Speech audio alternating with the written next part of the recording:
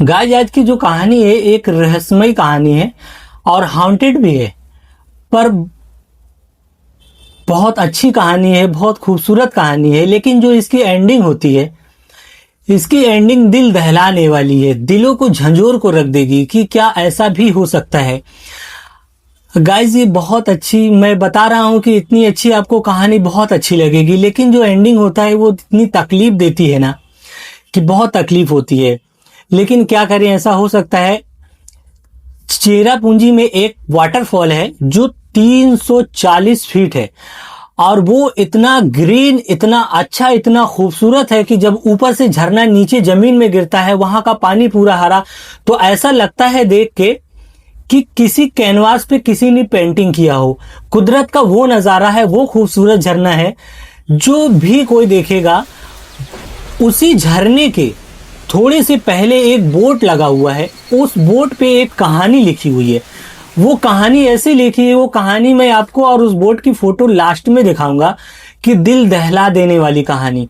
लोगों का कहना है कि उस झरने से आज भी किसी औरत की चीखने की, चिल्लाने की और सिहारने की, मतलब किसी ऐसे हादसे को देख के जो एक आवाज निकलनी है डर से, अपने आप को ना संभाल पाने की, ऐसी आवाजें आती हैं। इस खूबसूरत झरने के पीछे की कहानी क्या है? एक खूबसूरत झरने की जो 340 फीट ऊंचाई से जमीन पे गिरता है, इतना खूबसूरत नजारा, इसकी हकीकत क्या है और इससे आवाजें क्यों आती है? इसे हाउंटेड झरना या क्यों कहा जाता है? गाइस, ये मेघालय की चेरापूंजी की कहानी है। मेघालय से 55 किलोमीटर दूरी पे ये झरना है चेरापूंजी की। इस झरना का नाम है नोह कालिकाई। नोह कालिकाई क्यों पड़ा, लास्ट में जब आपको मैं पूरी कहानी बताऊंगा तो आपको खुद समझ में आ जाएगा। गाइस, तो कहानी इसकी शुरू करते हैं। अगर आपको इस तरह के हाउंटेड, हॉरर, मिस्टीरियस कहानियां सुनना चाहते हो तो आप इस चैनल को सब्सक्राइब करें। तो कहानी शुरू करते हैं। गाइस, कहानी शुरू होती है। चेरापूंजी एक ऐसी जगह है इंडिया का जहां पे हमेशा बारिश होती है। हमेशा बारिश का मतलब कभी भी हो सकती है, और वो इतना हरा भरा, इतना अच्छा है। ऐसी दो जगह हैं। चेरापूंजी सबसे ज्यादा फेमस है बारिश के लिए। अगर आप हिस्ट्री, इतिहास में किसी चीजें में आप पढ़ोगे, देखोगे किताबों में, तो ये लिखा रहता है कि किस जगह पे इंडिया में सबसे ज्यादा बारिश होती है, तो चेरापूंजी का नाम सबसे पहले आता है।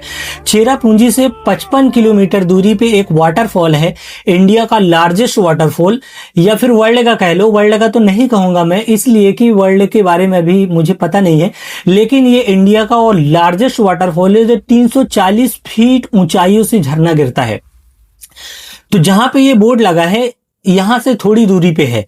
तो आप कहानी शुरू करते हैं। तो यहाँ के जो लोग रहते हैं, जो दिनचर्या होती है, तो अपने साथ एक लकड़ी का बना हुआ बेंत जो होता है, प्लास्टिक का नहीं, उसका एक छाता लेके चलते हैं।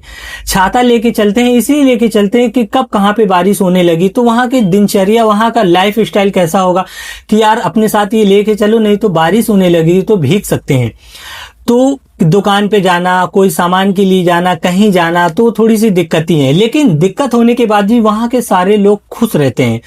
खुश इसलिए रहते हैं कि वहां पैदा हुए, बड़े हुए, प्रकृति का जो नजारा है, जो खूबसूरती है वहां से बहुत। लेकिन हाँ, बारिश की वजह की वहां का रोड, वहां की सड़कें जो है ना, बार बार खराब हो जाती है पानी की वजह से। लेकिन वहां के लोगों का रहने का जो स्टाइल है, वो उनके दिनचर्या में आ गया, तो उनको नॉर्मल लगती है। और वाटरफॉल, हमेशा सुहाना मौसम, बहुत अच्छा लगता है। तो ऐसे ही वहां पे एक लड़की रहती थी जिसका नाम था लिकाई।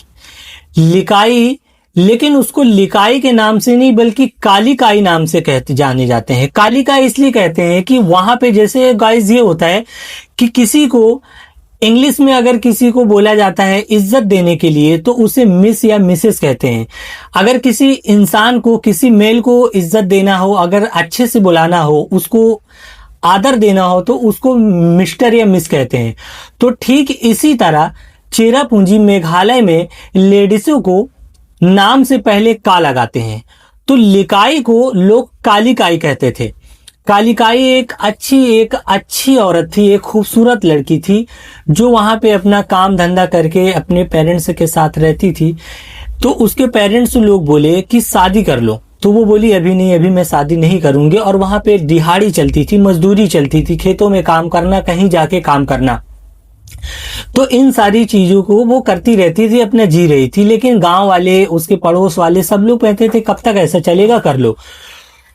तो वहीं का लोकल एक लड़का था जो उससे शादी करना चाहता था, और वो सब लोग के समझाने पे उससे शादी कर लेती है। अब लिकाई काली काई की जो लाइफ थी, जो जिंदगी थी, वो बहुत अच्छी चल रही थी, सब कुछ अच्छा चल रहा था। सब कुछ अच्छा चलने के बाद में आज 3 साल हो गए थे, और काली काई की एक बेटी होती है जिसका नाम था नूह। मैं आगे बताऊंगा इसकी पूरी कहानी। जो नूह कालिकाई, जो झरने की बोट के, और झरने के पहले जो बोट लगा हुआ है, तो इसका नाम नूह था। तो जो कालिकाई की बेटी थी, अब इनकी जीवन अच्छा चल रहा था, लेकिन अचानक से कालिकाई की लाइफ में एक मोड़ आता है। बच्ची अभी उसकी 2 साल की हुई थी कि उसके हस्बैंड का डेथ हो जाता है। अब सब कुछ अच्छा चलने के बाद में कालिकाई की लाइफ एक अलग मोड़ लेती है, एक अजीब सी मोड़ लेती है। उसकी जिंदगी इतनी अच्छी चलती थी, उसके अपने परिवार के साथ वो उतना खुश रहती कि अपनी बेटी के पाके और ज्यादा खुश हो जाते थे। लेकिन जब उसकी हस्बैंड का डेथ हो जाता है तो गाय वो टूट चुकी होती है, परेशान हो जाती है। अब उसको खुद घर चलाने के लिए काम पे जाना पड़ता था। शादी होने के बाद उसका पति करता था, वो घर पे रहती थी, बच्ची को देखती थी। अब वो काम पे जाने के लिए अपने बच्चियों को पड़ोसियों के पास यहाँ वहाँ छोड़ के जाने लगी। अब ऐसा चलता था, लेकिन उसके सामने अभी पहाड़ भरी जिंदगी, उसकी पूरी लाइफ पड़ी हुई थी। इस बात से लोग बहुत परेशान थे कि काली काई की जिंदगी आगे कैसे कटेगी। लोग उसे बोलते थे तुम दूसरी शादी कर लो, तो वो मना कर देती थी। ये कहती थी कि जो प्यार मैं अपनी बच्ची को दे पाती हूँ, जो देती हूँ, जो मैं चाहती हूँ, पढ़ा लिखा के जो करना चाहती हूँ, कोई दूसरा मर्द आएगा उससे वो बाप का प्यार नहीं दे पाएगा। वो मना कर देती, हमेशा मना कर देती। लेकिन ऐसा कब तक चलता। जहां पे वो काम करने जाती, वहां पे एक लड़का देखते आता था, और काली काई का बहुत ख्याल रखता था। और काली काई कभी कभी अपनी बच्ची को भी, उस बेटी को भी ले जाती थी कि वो उसे भी उतना ही प्यार देता था। वो चाहता था कि मैं काली काई से शादी कर लूं दोबारा, लेकिन काली काई दूसरा शादी करने से इनकार करती थी। लेकिन ये ऐसा चलते कब तक चलेगा। पड़ोसी और उसके आसपास वाली जो रिलेशन में थे, जो उसके खास थे, वो मना के एक दिन ऐसा करके उसको दूसरी शादी करने के लिए एग्री कर लेते हैं। और जो ये दूसरा वाला लड़का था जो काली काई से शादी करने के लिए चाहता था, काली काई नहीं चाहती थी, लेकिन अपनी बच्ची का ख्याल करके, और उसके पड़ोसी लोग कहते थे ये पहाड़ भरी पूरी लाइफ तुम्हारा पड़ा है, तुम कैसे काटोगी, तुम दूसरी शादी कर लो। काली काई तैयार हो जाती है दूसरी शादी करने के लिए, और दूसरी शादी भी कर लेती है। और ये जो लड़का था काली काई से बहुत प्यार करता था, बहुत ज्यादा प्यार करता था, और इन दोनों की लाइफ फिर से बेहतर हो गई। इनकी जिंदगी फिर से अच्छा चलने लगी, और उस बच्ची से भी बहुत प्यार करने लगा। अब वो काम पे जाने लगा, काली काई फिर अपने बच्ची को लेके घर पे रहने लगी। अब इनकी लाइफ फिर से अच्छा चलने लगा। गाइस, इसी बीच में जब वो काम से आता तो उसको ये दिखता कि काली काई अपनी इस बेटी में ज्यादा ध्यान दे रही है, तो वो भी प्यार करता था, चलता था। अब उसके मन में थोड़ा थोड़ा खटकने लगा कि मैं जब भी आता हूं ये अपनी बच्ची पे ही ध्यान देती है, मुझसे उतना प्यार नहीं करती जितना मैं करता हूं। अब ये जो उसके मन में ख्याल था, ये इतना भयानक रूप ले लेगा, ये इतनी भयानक हो जाएगी, ये ना तो काली काई को पता था ना इस आदमी को। ऐसे ही चलता जाता था, समय बीतता जाता था, और धीरे धीरे ये जो हसद थी, जो जलन थी कि वो अपनी बेटी से प्यार ज्यादा करने लगी और मुझसे कम करने लगी है, इस बात से उसको बहुत परेशानी हुई। लेकिन काली काई जानती थी कि वो हमसे बहुत प्यार करता है, मेरी बेटी से भी करती है, लेकिन उसके मन में अब काली काई के लिए और उसकी बेटी के लिए प्यार थोड़ा कम होने लगा।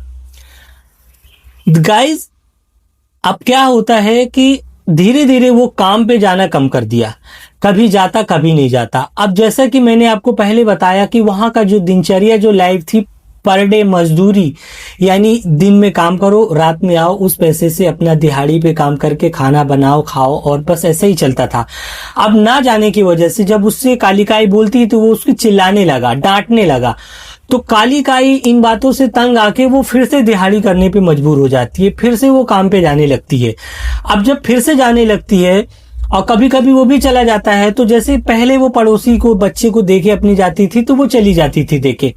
अब ऐसे ही चलता था गाइस। एक दिन ऐसा समय आता है कि काली काई काम से वापस आती है, और शाम हो चुका होता है।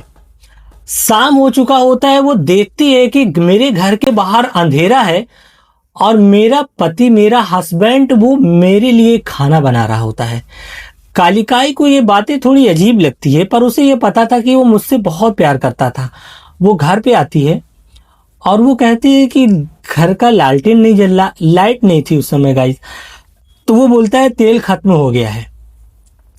फिर वो कहता है कि तुम खाना क्यों बना, कालिकाई कहती है कि तुम खाना क्यों बना रहे हो। तो वो कहता है कि तुम काम से थक गई हो, मैं तुम्हें इतना प्यार करता हूं, तो मैं ये सोचा कि आज मैं अपने हाथों से तुम्हें खाना बना के खिलाता हूं। तो गाइज ये बातें उसके मन में थोड़ा अजीब सा लग रहा था, पर ये सोच रही थी कि चलो हो सकता है कि ये बोर हो रहा होगा, सोचा होगा कालिकाई शाम को आएगी तो मैं इसके लिए खाना बना देता हूं। तुम इन सब बातों को छोड़ो। कालिकाई का हस्बैंड कहता है पहले बैठो खाना खाओ।